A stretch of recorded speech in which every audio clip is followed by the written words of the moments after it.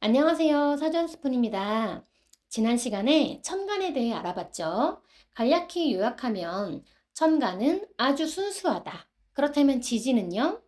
네, 순수한 10가지 천간이 땅으로 내려오면서 섞여 버렸기 때문에 지지는 천간과는 달리 복잡하다고 했습니다. 그리고 시간과 계절의 개념까지 생긴다 라고 설명을 했는데요. 왜 그랬나요?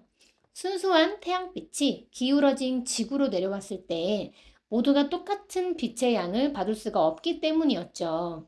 그래서 절기가 생겼고 계절과 시간의 개념이 지지에서는 중요해진다 라고 지난 시간에 배웠습니다.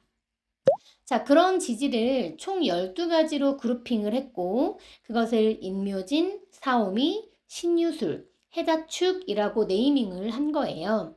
여기까지는 많이 들어보셨을 거예요. 그리고 지지 속에 들어있는 천간들을 지장간이라고 부릅니다.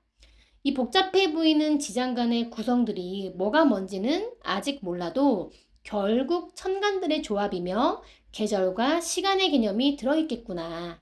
이렇게 큰 맥락은 우리가 짚어볼 수 있겠습니다.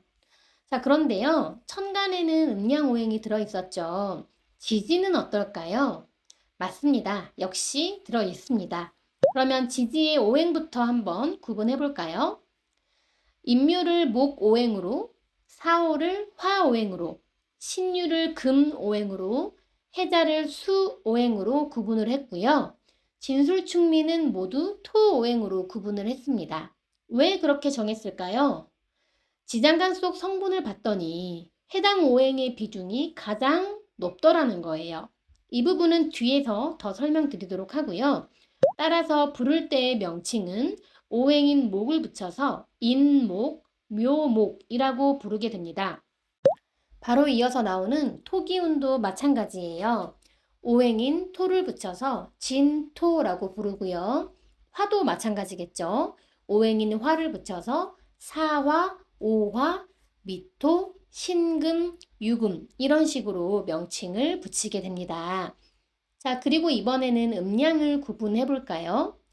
양은 시작하는 운동성이고 음은 유지하는 운동성이라고 귀에 박히게 들어오셨을 텐데요.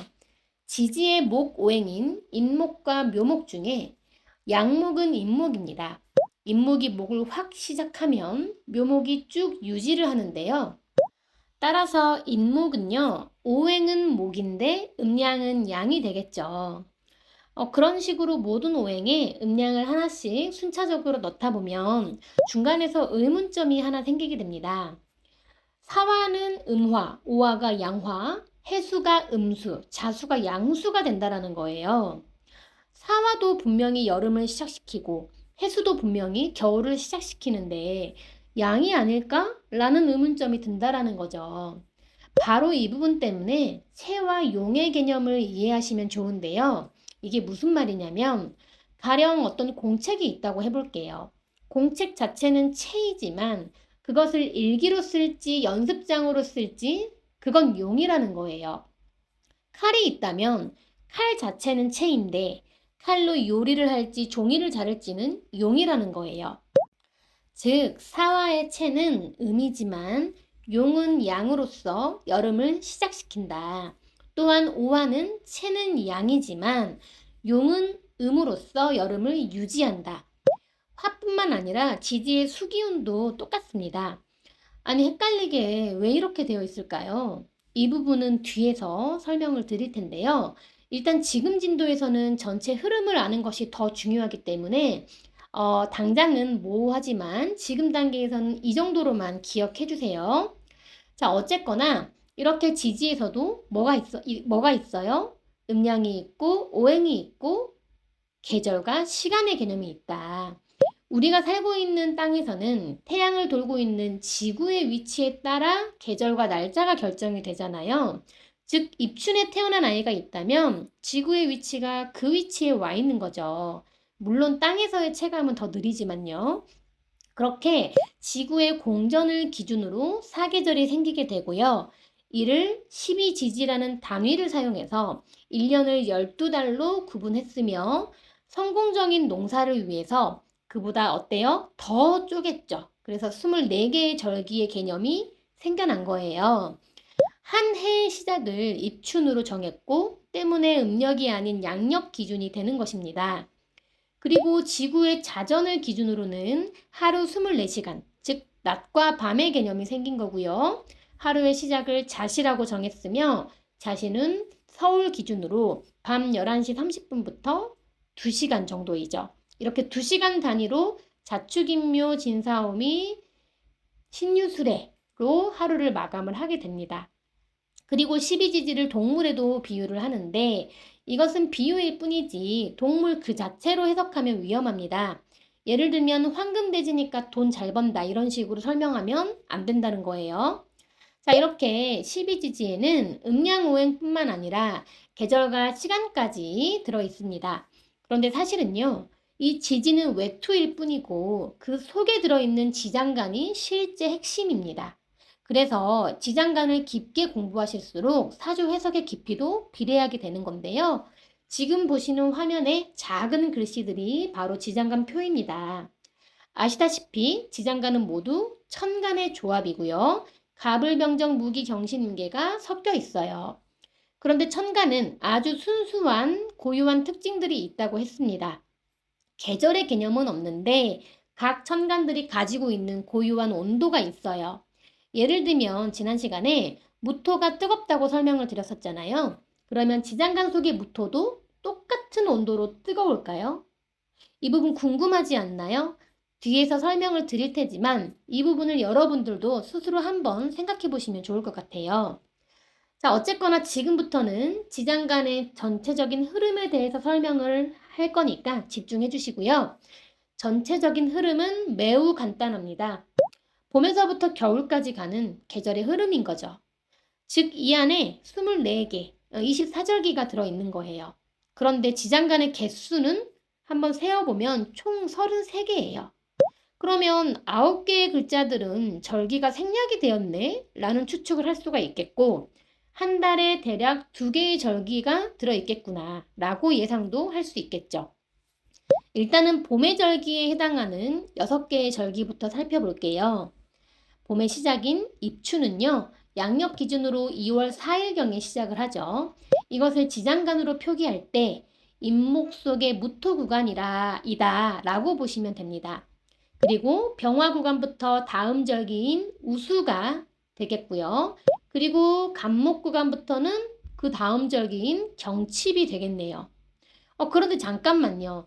이대로 가면 8개 중에서 2개의 지장간이 남을 거 아니에요? 가만 보니까 바로 이어지는 묘목 속에 또 간목이 이어지고 있네요. 즉, 이게 무슨 말이냐면요. 옛날 사람들이 봤을 땐 이 구간에서는 날씨가 거의 비슷하구나 라고 본 거예요. 그래서 이때의 구간은 하나로 퉁쳐서 본 거죠. 그리고 을목 구간부터 춘분이 되는 겁니다.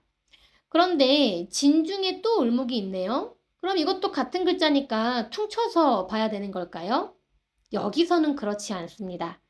이 부분은 양간과 음간의 차이를 생각하시면 되는데요. 양간은 확 시작하지만 지속력이 약하고 음간은 그 반대잖아요. 그래서 간목이 이어질 때는 경칩이라는 절기를 하나로만 본 거고요. 을목이 이어질 때는 절기를 따로따로 구분한 게 아닌가 생각을 합니다. 봄뿐만이 아니라 모든 계절에 그러한 메커니즘이 확인이 되고 있으니까요. 따라서 그 다음 절기는 진중의 을목 구간이 되겠고요. 봄 농사를 준비하는 청명이겠네요. 그리고 다음 절기는 봄비가 내리는 고구, 개수 구간이 되겠습니다. 자, 이렇게 해서 봄의 절기 6개를 저희가 살펴봤어요. 근데 마지막에 무토 하나가 남아있죠. 계절의 흐름대로 곧바로 사중의 무토로 이어지고요. 간목과 마찬가지로 절기를 하나로 퉁치면서 여름의 시작인 입하로 이어지게 됩니다. 이런 식으로 쭉 절기들을 따라가다 보면 9개의 글자가 24절기에서 생략이 되는 것인데요. 그런데 사실 더 디테일하게 보자면요. 똑같은 간목이라 하더라도 이 간목과 저 간목은 엄연히 다르기 때문에 마치 33절기인 것처럼 각각의 글자를 다르게 보는 게 더 정확하지 않을까라는 생각은 듭니다. 여기서 간목이 왜 다르냐 궁금하실 수가 있는데요. 천간의 간목만이 가지고 있는 고유의 온도는 꽤 쌀쌀합니다. 그런데 땅으로 내려와서 계절성을 띠게 된 이 간목은 세 가지의 지지에 들어가 있어요. 바로 인중간목과 묘중간목, 해중간목이죠. 이 중에서 그나마 온난한 간목이 무엇일까요? 맞습니다. 묘중의 간목이에요. 이런 식으로 같은 간목인데도 엄연히 다르기 때문에 마치 33절기처럼 지장간을 다 구분하며 보고 있습니다. 지금은 과거가 아닌 2025년이니까요.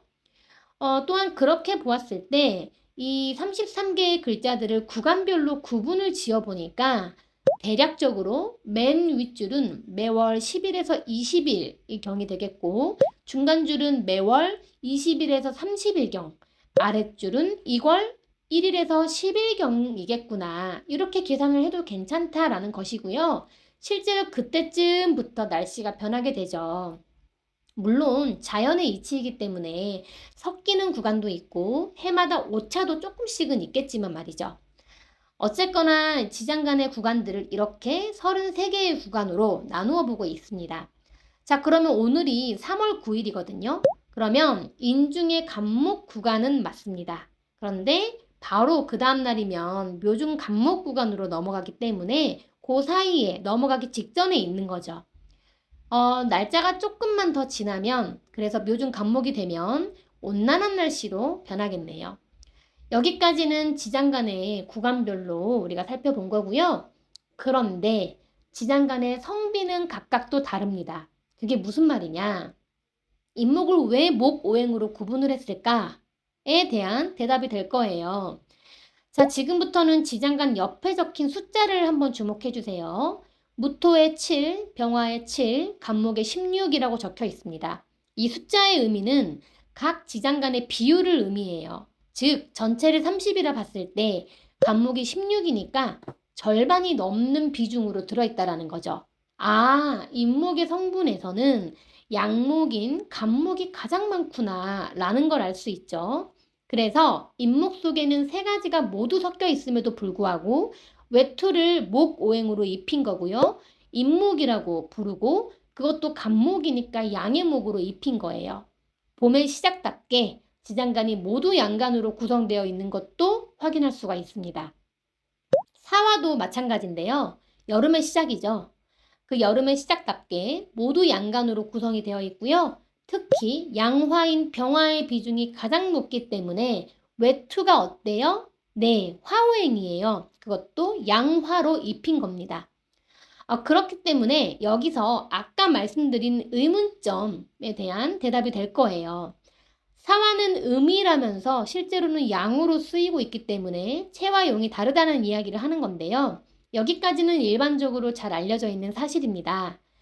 그런데 개인적으로 저는 이 부분에 대해서 더 연구가 좀 필요하지 않을까 생각하고 있어요. 그 이유는요. 애초에 12지지는 순수하지가 않기 때문이에요. 순수한 천간들이 모두 섞여서 이루어진 것이 12지지인데 그것을 하나의 음량으로 이렇게 무자르듯이 구분 지을 수가 있는 걸까? 라는 의문이 든다라는 거죠. 물론 병화의 비율이 가장 크니까 사화를 대표하는 것이 양화인 것이 무리는 아니에요. 그게 맞아요. 틀렸다는 건 아니지만 근데 또 그렇다고 무자르듯이 구분하는 것도 좀 억지스럽지 않나? 이런 생각이 든다라는 거죠. 그리고 또 하나가 있어요. 이 음량을 크게 봤을 때는요. 이 태극처럼 결국 화하고 수가 큰 틀이에요. 거대한 음량인 수하고 화가 서로 교차하는 지점이 있을 거 아니에요? 음량은 계속 순환하니까요. 그래서 그 지점이 분명히 있을 텐데 혹시 그게 바로 이 지점이 아닐까? 다시 말해서 지지의 수화들은 음이면서 양이고 또 양이면서 음이라는 거죠. 그래서 이것을 또 무자르듯이 자르는 것이 무슨 의미일까라는 생각이 드는 것은 사실입니다. 그런데 그럼에도 불구하고 사화의 체는 무엇이고 용은 무엇인지 일반론적인 관점은 우리가 또 알고 있어야 하잖아요. 그래서 짚긴 짚어야 하는 부분이라고 생각합니다. 틀렸다고 보는 관점이 아니고 학문을 이제 공부하면서 생기는 다양한 생각 중에 하나라고 봐주시면 감사하겠습니다. 다시 돌아와서요. 이런 식으로 계절을 시작시키는 글자들은 모두 같은 패턴을 보입니다. 봄을 시작하는 임목, 여름을 시작하는 사화, 가을을 시작하는 신금, 겨울을 시작하는 해수, 이렇게 총 4글자로 이들을 모두 생지라고 부르는데요. 여기서 생지들의 규칙성을 또 발견할 수가 있어요. 그런데 이 부분부터는 너무 또 길어지니까요. 다음 영상으로 이어가도록 할 거예요. 자, 오늘은 이렇게 지지의 음양오행과 함께 지장간을 통해서 계절의 흐름까지 살펴봤습니다. 간략히 요약하면 지지에도 음양오행이 있다. 지장간의 성분 비율을 통해서 어떻게 해서 음양과 오행이 정해진 것인지 함께 파악해 봤고요. 다만 음양을 구분할 땐 수와 화 오행에서는 체와 용의 개념이 나온다. 그 부분에 대한 저의 생각도 말씀을 드렸고요. 또한 지지는 시간과 계절의 개념이 중요해지는데 그렇기 때문에 지장간 속에 같은 간목이 3개 있지만 그렇더라도 엄연히 모두가 다르다라는 거. 따라서 24절기보다 더 디테일하게 33개로 구분해서 보고 있다라는 점까지 해서 전체적인 흐름을 한번 살펴봤습니다. 오늘 영상은 너무 중요하기 때문에 복습은 필수입니다. 그래야 다음 진도를 따라갈 수가 있어요. 그리고 다음 시간에는요. 지장간의 명칭들과 우리가 꼭 알아야 할 규칙성들을 한번 찾아볼 거예요. 구독과 좋아요는 언제나 사랑이고요. 오늘도 시청해 주셔서 너무나 감사드립니다. 그럼 저는 이만 들어가 보겠습니다. 감사합니다.